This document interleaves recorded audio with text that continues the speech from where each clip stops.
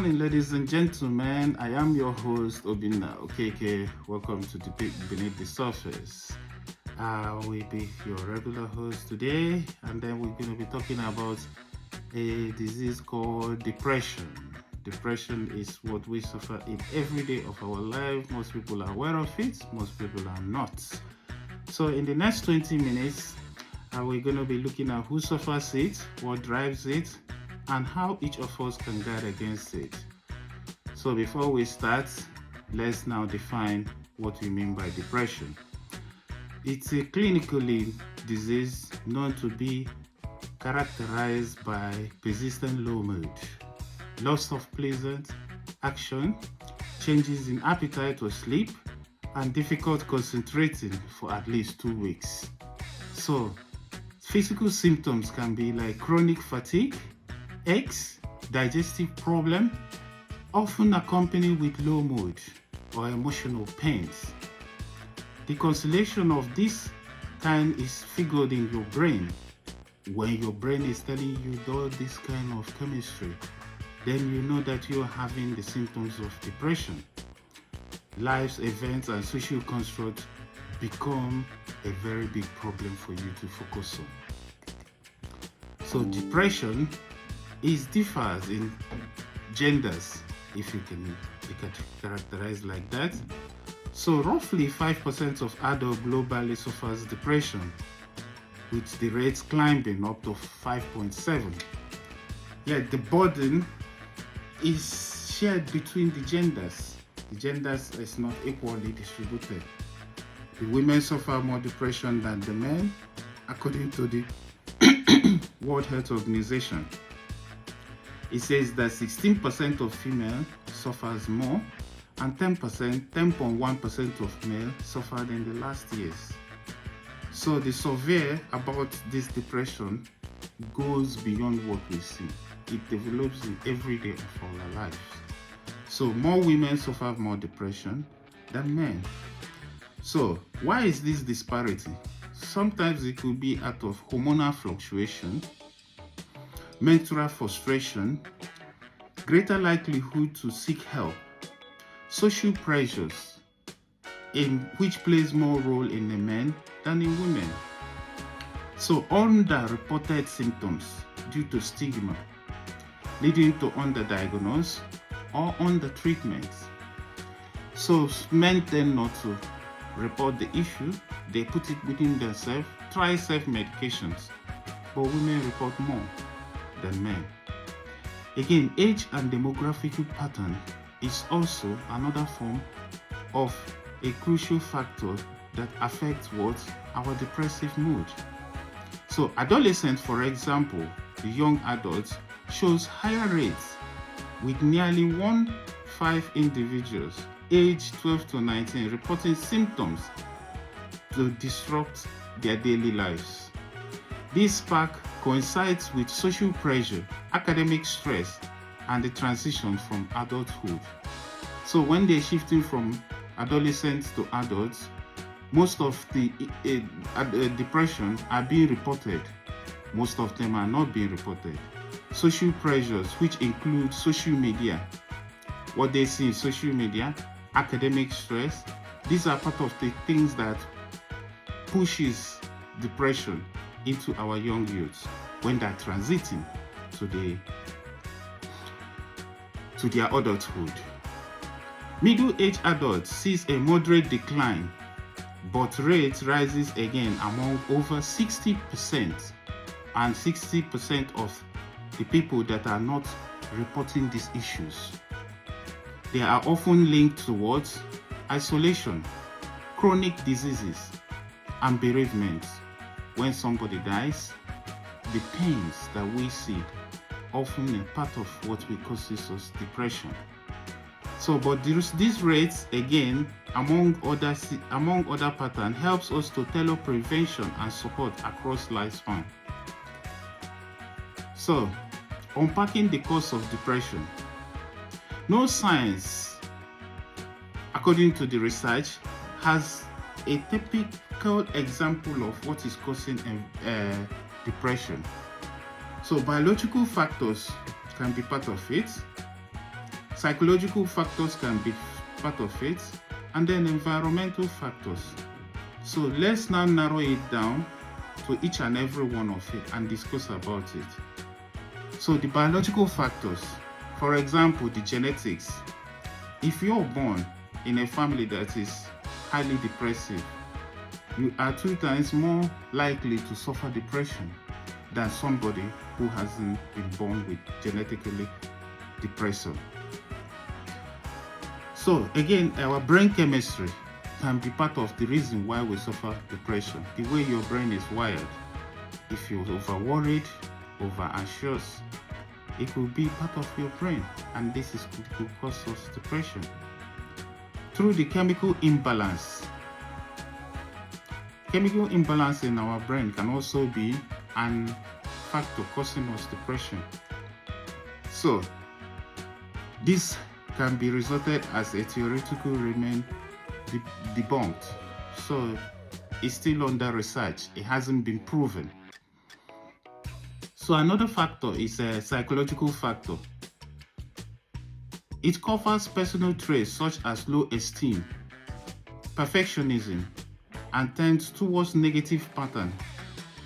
So if you have a thought pattern that is negative, every time you see things in a negative way, this could be as a result of the way your psychological brain is wired. And once you see everything negative, the ability to suffer depression goes so high and so skyrocketed. So early life adversities like abuse and neglect can also reflect in the way you see things in life, and this could cause you depression as you grow up. So it highlights the vulnerability by shaping our stress and our responsive systems.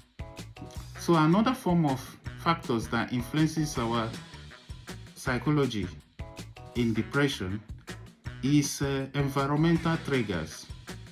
This involves stress, traumatic events, job loss. When you lose your job, the most likelihood of suffering from depression is very high. Financial strain. When we lose our job, obviously our finances will be hampered on, and this could break down towards depression.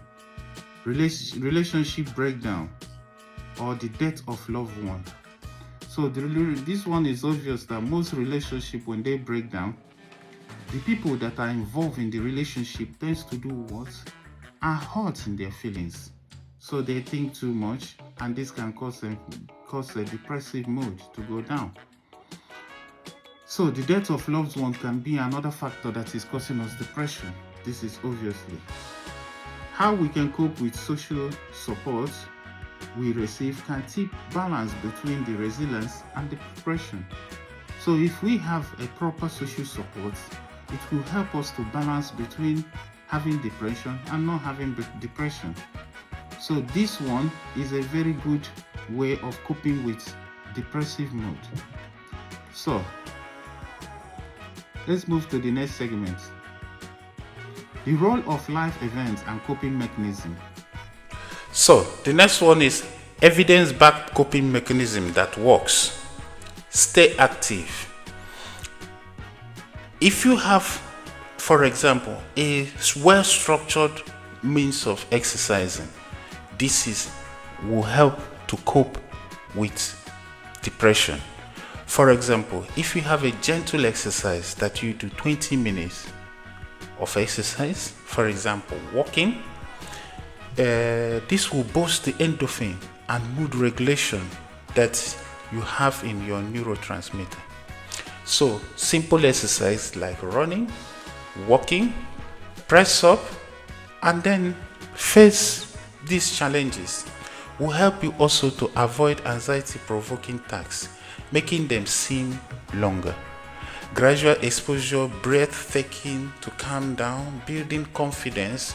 This will help you to do what? To cope with depression. Watch the way you use alcohol. This alcohol sometimes can reduce the problem you have temporarily, but it doesn't solve the problem. Alcohol disrupts sleeps, it amplifies the mood, and then it interacts poorly with the medication. So if you're taking a medication, alcohol will sometimes destroy the medication that you're taking. So reducing the way you drink alcohol can help tremendously in what? Depression. Maintain a good nourishment. So depression can skew appetites. It can make you not to have appetite. So the best thing that you do is to aim to have a whole food, fruits, vegetable, lean protein that will support the brain health. Perfect. Have a fruits, vegetables. This will help you to get enough energy and then get enough protein that will invariably will help what? To support the brain health.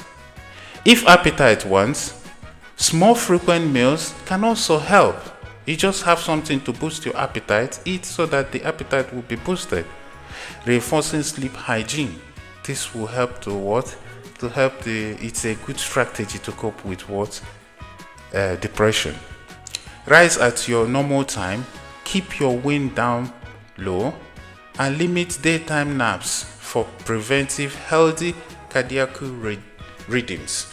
So you do what? You sleep at a pattern. You have time you go to bed, you have time you wake, and then you regulate all these things you do.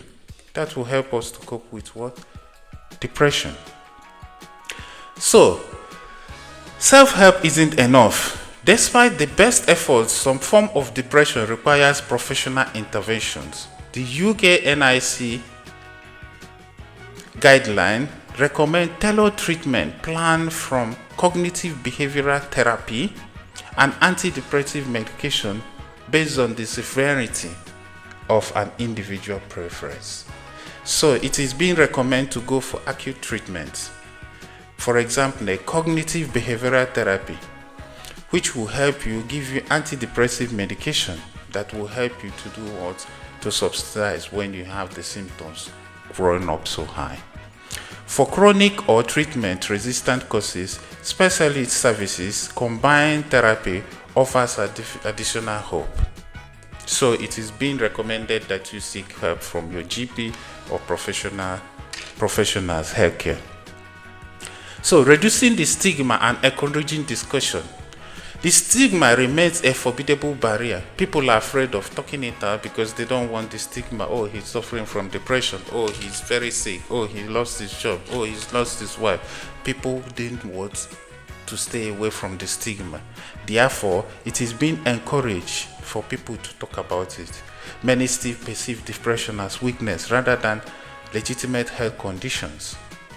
By sharing their stories, using respectful language and celebrating help seeking, we can shift these cultural norms to be what? A very way of reducing what? The depressive state that we have in. Each conversation chip away an isolation and encourage early intervention. Spotlight on special population. For example, certain group faces unique challenges. For example, new fathers, approximately 10% experience postpartum depression. You feel stigma in admitting emotional struggle because of the new role you find yourself as a father, a new father. So you don't want to admit that you're having emotional struggle. Older adults, mobility issue, chronic pains, and loneliness heightens the risk. When you start to get older, your body starts to ache, your body starts to change. You don't feel the way you feel when you're younger, so you don't want to admit it. So then the chronic pain will turn to a more chronic pain. So inability to do what? Seek help can also heighten this risk. So community center and peer support can be a lifeline help. So if you do what? If you move into what? These stages. So that brings us to the end of this episode.